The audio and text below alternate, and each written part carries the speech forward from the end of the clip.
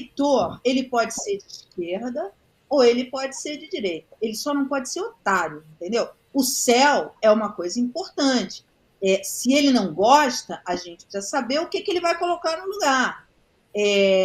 Se ele gosta, a gente precisa saber se ele vai manter, porque isso mantém as crianças dentro de uma escola.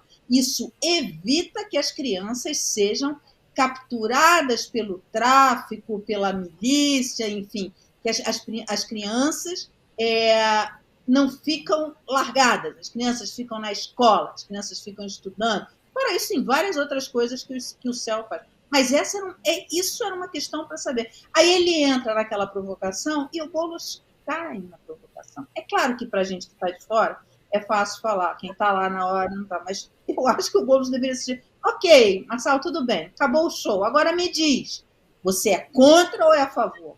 Porque seja você de esquerda ou de direita, essa é uma questão importante para combater violência, para você ter crianças com oportunidades, enfim, isso é uma questão importantíssima para a cidade de São Paulo, para qualquer cidade, mas para São Paulo você tem a experiência do céu, é importante. O outro ponto foi a Smart City. Não lembro quem foi que perguntou para ele de Smart City. Ele nem sabe o que é Smart City, porque ele vai e fala da história dos bondes, dos teleféricos nas comunidades. É isso que ele entende como Smart City. Foi o único exemplo que ele deu. Ou seja, ele esvazia, entende? Então não é uma questão de esquerda ou de direita. Ele cria um tumulto, esvazia aquilo ali, tudo, enfim, você não sabe o que ele pensa, porque a impressão que dá é que ele não pensa nada. Ele é incapaz de responder uma pergunta como essa. Você é contra ou é a favor do céu? Simples assim. Porque foi criado na gestão Marta e foi continuado na gestão Kassab. Você sabe que essa questão de colocar uma questão estrutural para o Pablo Marçal foi inaugurado pela Tabata Amaral, né? Ela começou perguntando o que é a Operação Água Branca. Dali em diante, os candidatos que não são bobos nem nada viram que o Pablo Marçal, quando vai para essa coisa mais propositiva, não consegue responder. E o Boulos usou também essa estratégia.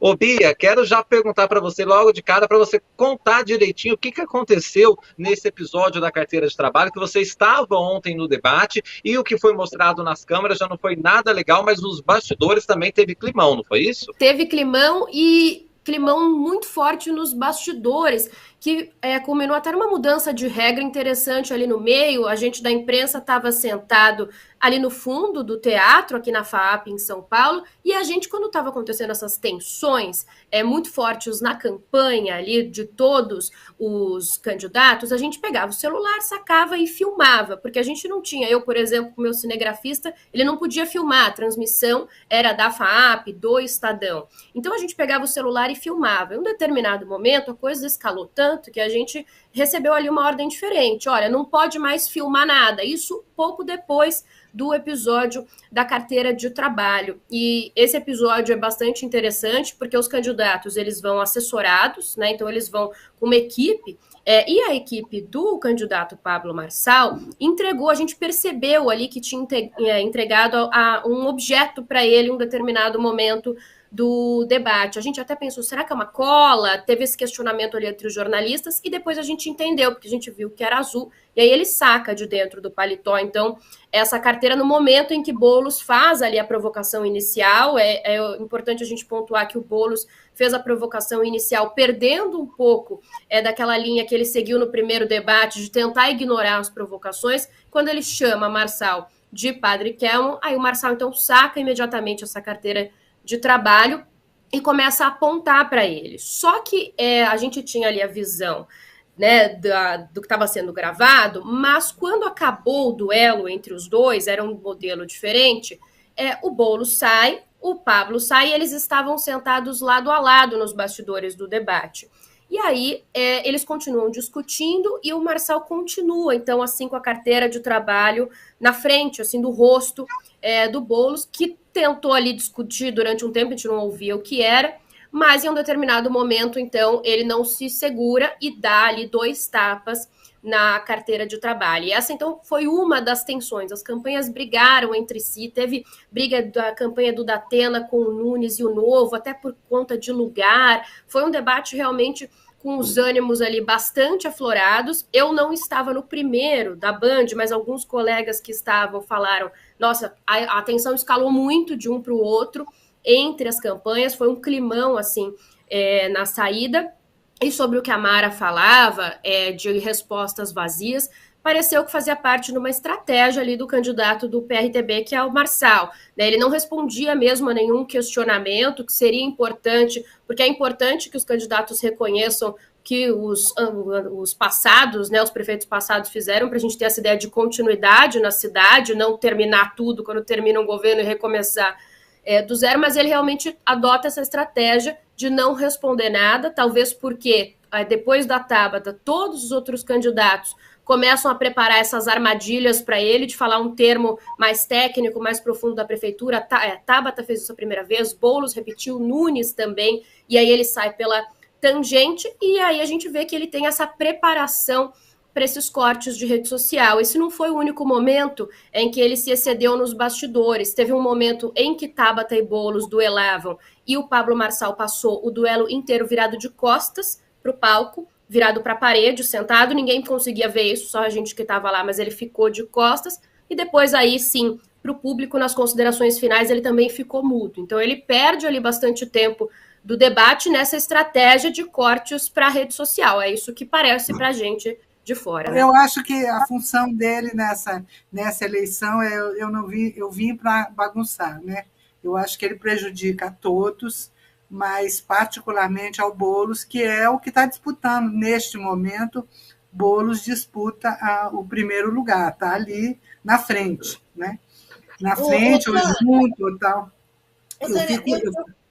Eu tenho conversado com alguns analistas políticos que dizem o seguinte, que, na verdade, a função do Marçal é aumentar seu negócio, porque, para ele, os negócios dele na internet, essa exposição que ele tem em fazer isso, é uma coisa que alavanca, e realmente ele ganha muito dinheiro com essas coisas de internet. Enfim, mas não pode ser as duas coisas, Mara? Não pode ser as duas coisas, né? Porque ele vai ter uma visibilidade imensa nesses dias. Como a gente vê, como ele é de múltiplos negócios, né? Ele tem 200 cursos, 10 cursos, mais de 10 cursos eu contei, acho que quase chegava a 20 cursos, que variam de R$50 o custo a R$200 mil. Depois aquela menina lá de Goiânia diz que tem um mais caro ainda do que R$200 mil e tal. Então, ele é o de múltiplos negócios. Por que ele entraria na eleição só com um objetivo? Está prejudicando os outros também, mas ele está muito em cima do Boulos. Se o Boulos perder ali as estribeiras com ele um dia, pensa quantos votos ele perde se ele sair no palco com ele. Tudo que ele quer é isso, não é? Não parece para vocês? Eu acho que ele apertou mais o foco no Boulos agora, né? Recentemente, no começo, ele estava bastante colado no Ricardo Nunes. Ele até chegou, quando o Ricardo Nunes estava para anunciar ali o vice, na verdade anunciado pelo Tarcísio de Freitas e pelo Bolsonaro ali juntos, né? Mas quando Nunes estava para anunciar o Coronel Melo Araújo como vice, o Marçal chegou aí nas redes sociais fazer uma provocação, dizendo assim, olha, o Nunes não vai ganhar mesmo, quem vai ganhar sou eu já estou fazendo o convite aqui para o Melo Araújo não ser vice-prefeito, porque vice-prefeito não faz nada, mas para ser meu secretário de Segurança Pública. Então, no começo, eu acho que ele cutucou mais o Nunes, isso antes ainda dos debates, bem ali no começo da pré-campanha, e parece que agora ele está mudando o foco, até na fala pós-debate, ali na conversa com a imprensa, ele frisa muito que o objetivo dele para essa candidatura é excluir o que ele chama de comunismo, excluir a extrema esquerda, só que ele preocupou muito em torno do Boulos também, isso é um ponto, a campanha agora, né, dele ficou ali preocupada com o comportamento, né, o Boulos não ter conseguido se segurar, mas no começo, a pré-campanha do Nunes também estava bastante assustado. Eu conversei com algumas pessoas ali que eles achavam que ele tinha potencial de subir ainda mais e ele tira os votos, a princípio, pelo menos, mais diretamente ali de Ricardo Nunes do que de Guilherme Boulos, né? Mas fechando esse episódio da carteira de trabalho, o que eu acho interessante é que apesar de o tapa ter ocorrido nos bastidores,